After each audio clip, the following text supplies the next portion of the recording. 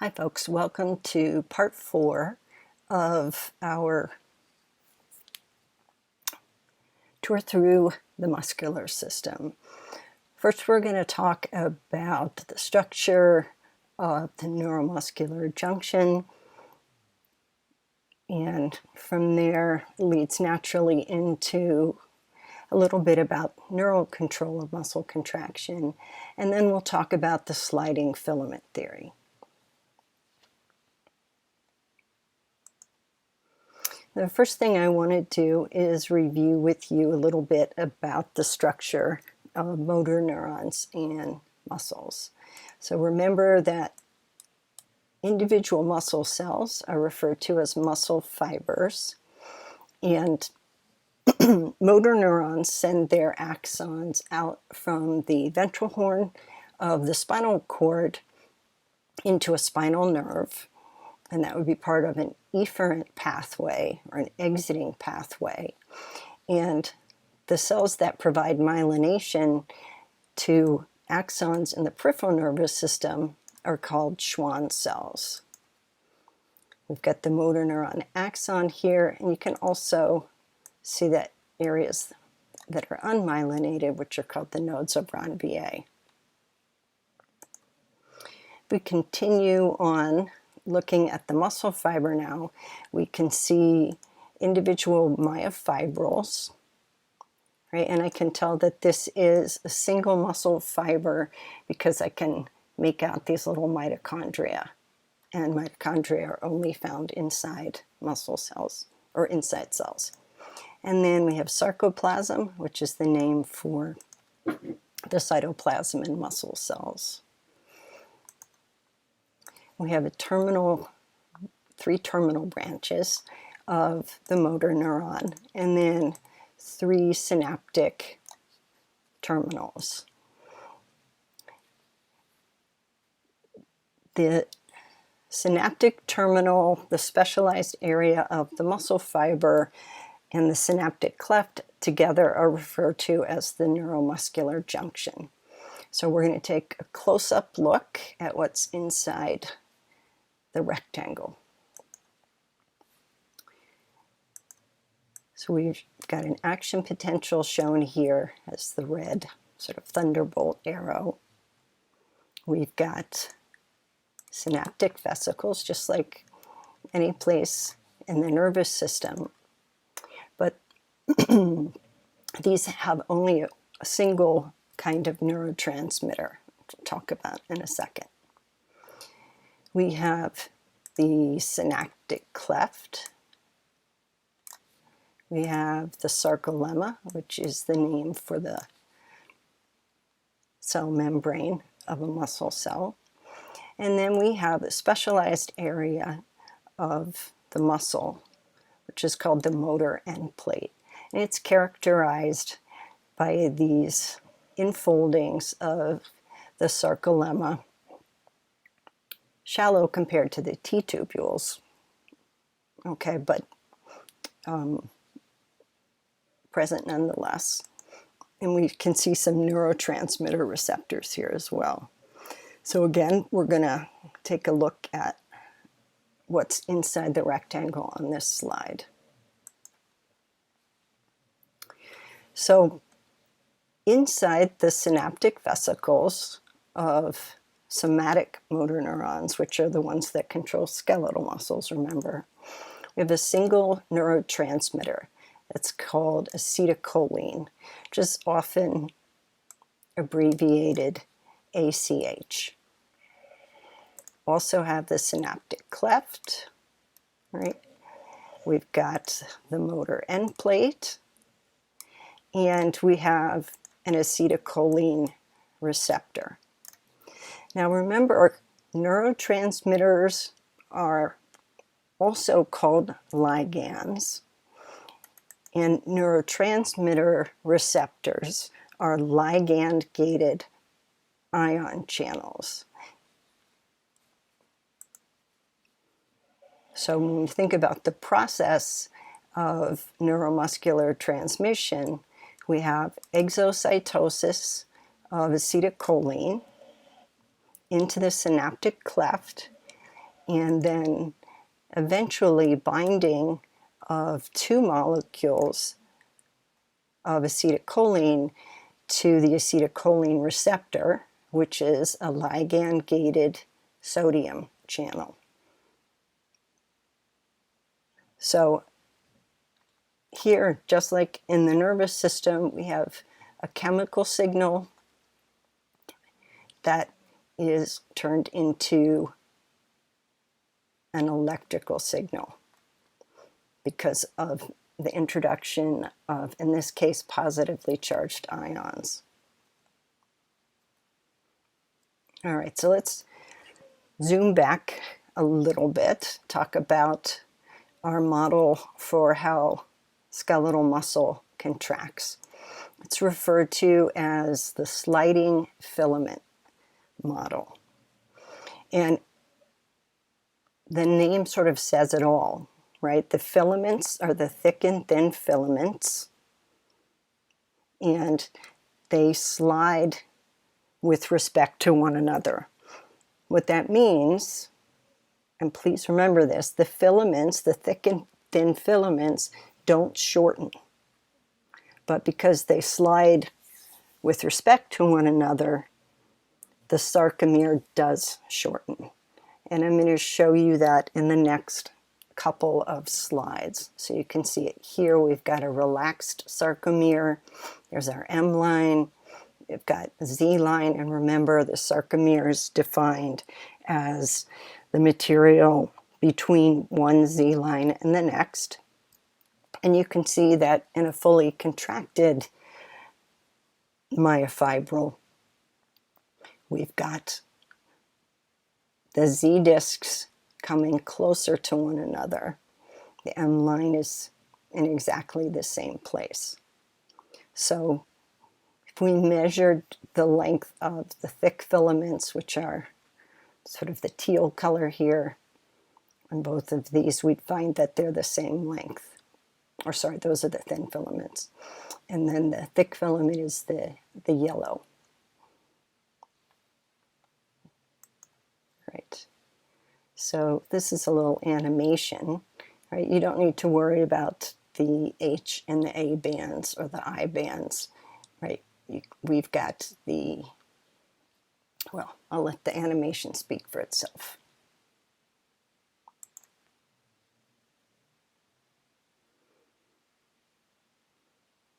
So you have the muscle relaxed, the muscle contracting. Right, we've got 3 sarcomeres here. Actually, we have 2 sarcomeres here, sorry.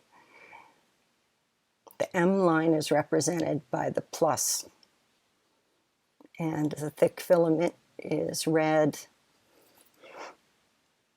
The Z line is, say this one more time. The Z line is the vertical purple, blue-purple line, and the thin filaments are attached.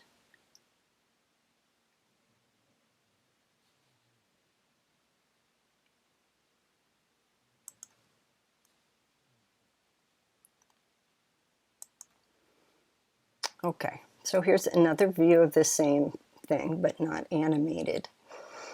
So if you think about a 2-dimensional representation of a single sarcomere, right, you've got the 2 Z lines, you've got an M line, which they didn't draw in this case, and then the Z lines move closer to one another, and you can see that the zone of overlap increases. Right? If you imagine a 3-dimensional representation, the red cylinder represents the thick filament or the thick filaments, and the blue represent the thin filaments that are arranged around it.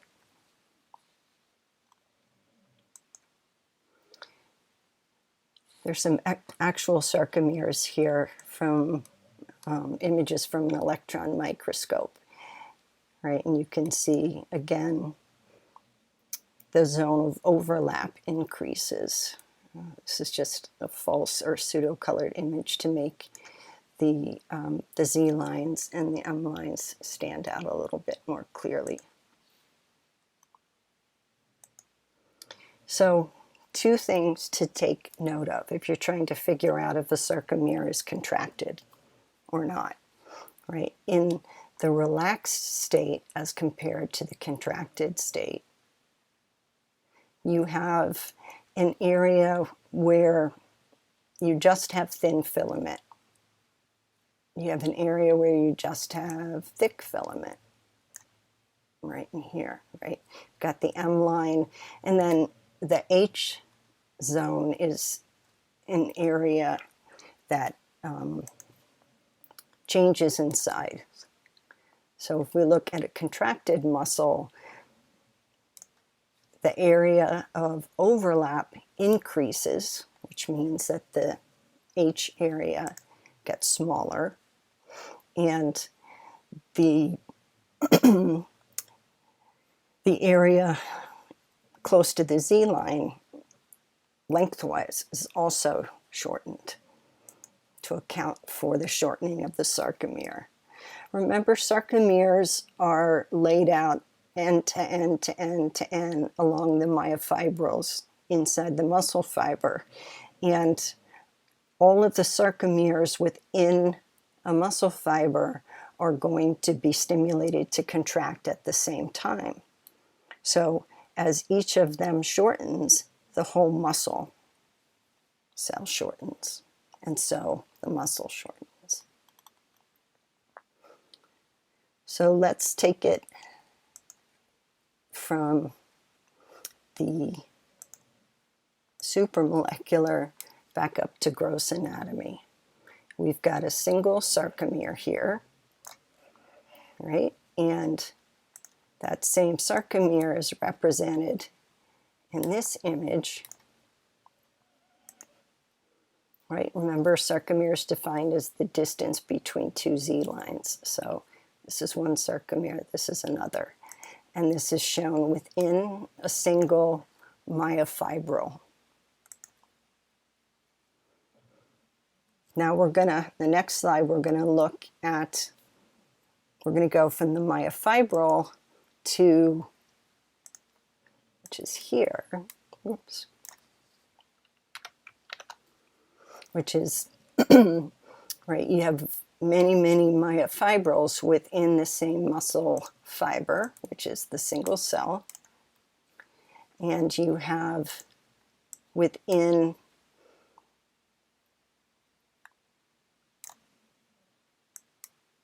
you have many muscle fibers that are grouped together by connective tissue into structures that we call fascicles. And then last but not least, the whole muscle is made up of many bundles of fascicles.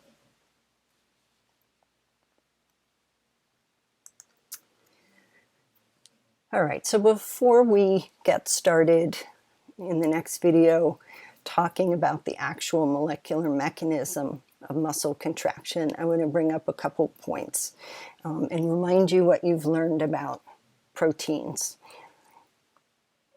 When the shape of a protein is changed, either by temperature or pH or the intervention of a chaperone protein, that can lead to a change in what protein can do.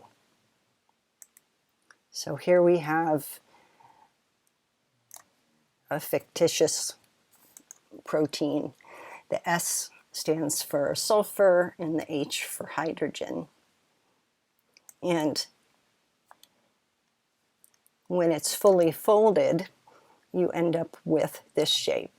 So the hydrogens combine during hydrolysis, and you end up with sulfur-sulfur bridges here that gives the three-dimensional shape.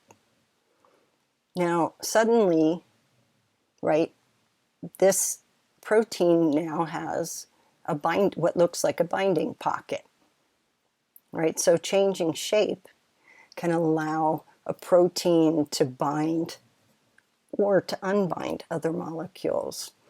And that in turn can lead to yet another shape change.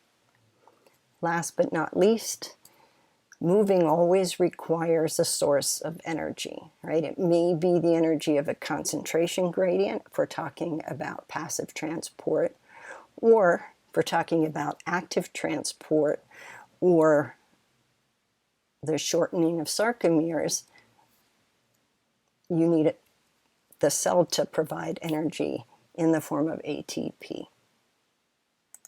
So up next, the three-part process of muscle contraction, which involves activation, excitation, contraction, coupling, and the cross-bridge cycle.